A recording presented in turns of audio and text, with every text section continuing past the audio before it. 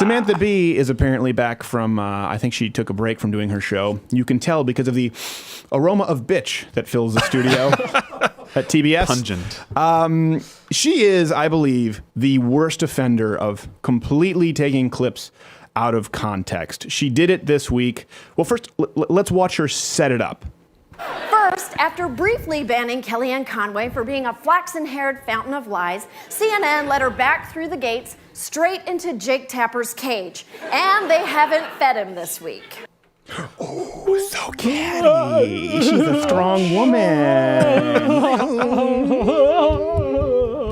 What was she talking about that was so it was just such an epic fail for Kellyanne Conway? Here's the montage she showed her audience. Saying that we don't cover terrorism, that's just false. Sprays of falsehoods coming from the White House. How about the president's statements that are false? Falsehoods, false. Damn, Jake. Oh. At first glance, Yeah. it would look like Jake got the better of those exchanges. Right. Now, it's easy to look as though you mopped the floor with someone when you don't show any of their responses. It's like arguing with a kung fu doll. Here's the thing with this. Taking someone out of context, we get this a lot. They go, you edited a clip, you edited a video. We get that a lot when we do hidden camera videos. Yeah. All videos are edited. All clips are edited, okay? By its very definition, if you have 19 hours of raw footage and you have a 10-minute video, that's selectively editing. So I don't want to claim that here. Here's what's important. Editing out of context means you're making something look to be an event that it wasn't. Maybe even making it look to be the opposite. So Samantha Bee does this, and she's not really making comedic points. She's using it to make political points. Look at her sources on the show. It's almost always Salon, Vox, Daily Kos, Huffington Post. So you know where she's coming from. No context was provided. Here is how Kellyanne Conway answered those. You didn't even see the questions. You just saw accusations of false, but you tell me if it looks like an owned. What the president is saying there, Jake, is that there are other attacks that don't get as much coverage. Obviously, the very sad incidents that you related where, frankly, CNN did amazing coverage. Well, I did this past week, and I regretted it tremendously because I used the wrong word to describe something several times. And I'm sorry because I've spoken literally millions of words on TV, I'm sure. I'm handed the information, I think you referred to it as well, that we have had an increase from 2014 to 2015. Yeah, I said that. In rapes and murders and assaults. I'm probably looking at the same data you are.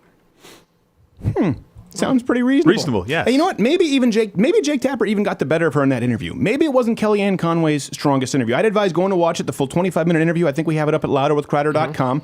But it certainly wasn't an owning. An owning, no. And Smackdown. And one could say that's an isolated incident, but in the very same show, I would argue, taking out of context. Minutes later, Samantha Bee presented the debate between Senator Ted Cruz and Senator Bernie Sanders as going down like this. I disagree with Ted, who wants to give incredible tax breaks to millionaires and billionaires. When my dad went to Texas in 1957, when he was 18, he couldn't speak English. Incredible tax breaks to the top 1%. Okay. And Bernie's solution, I'm reminded of an old Saturday Night Live skit with Christopher Walken, where they're playing in a band and he keeps ringing the cowbell.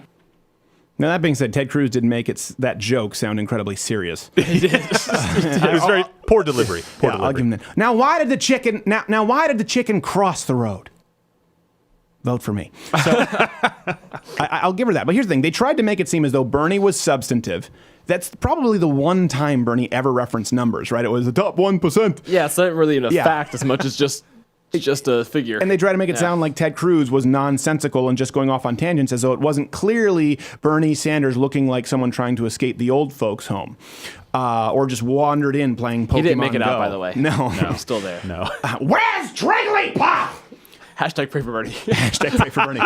So this is important to note because even impartial observers said, you know what, this was not a good showing for Bernie, which shows you that Samantha Bee can't even be honest in her assessment. We genuinely try to be honest here, at least object. And I know we all have inherent biases. So I'll forgive that. But the proactive editing, if you watch her show all the time, and then afterwards she does something so dishonest, trying to give herself a pat in the back, watch. I can honestly say I would give my left tit to have either one of you wonderful mansplaining pricks in the White House right now. Right, and everyone cheers. This is why Donald Trump should not apologize. This is why conservatives out there should not apologize.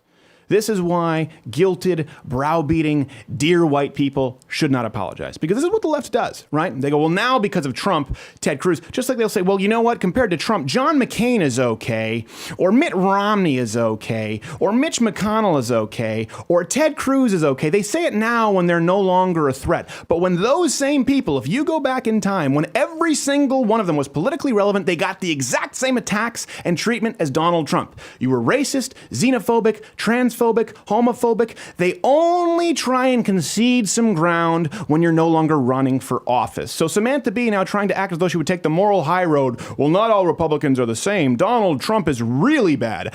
I could have been okay with Ted Cruz. Well, here's what she actually had to say about Ted Cruz. Who is Ted Cruz and why is he so hated? And how come he always looks like he's covered in a glistening layer of slime, even though we know that can't possibly be true? Does Ted believe in dominionism? I hope not. It certainly contradicts that book he memorized in high school while no one was having sex with him. Even God cannot stand to have a direct conversation with Ted Cruz.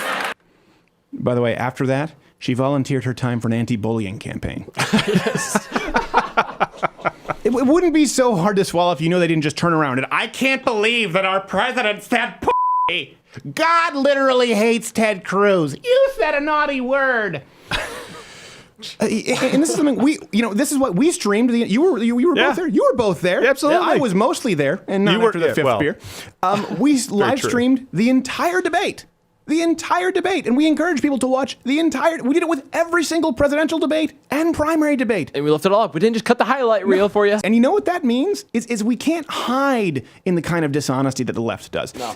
If we watch an entire debate, for example, if we watch the whole debate, and if Bernie Sanders really mopped the floor with Ted Cruz, we would have to go, well, this is not a good day for Ted. You know why? Because we would look silly if we simply lied to you. Are you going to believe me or your lying eyes and ears? So we provide as much context as possible, and it keeps us somewhat accountable. And this shows you, again, the left is a system of ideas and certainly a political platform today that relies on giving you less information.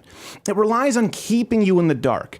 It relies on not informing you as to how economics work, on not informing you as to how taxes are procured. It relies on not informing you as to how expensive healthcare is. It relies on less information, whereas the Big Ten, I don't even say conservatism, but conservatism, libertarianism, whatever Dave Rubin ism, actually requires more information and that you keep us accountable.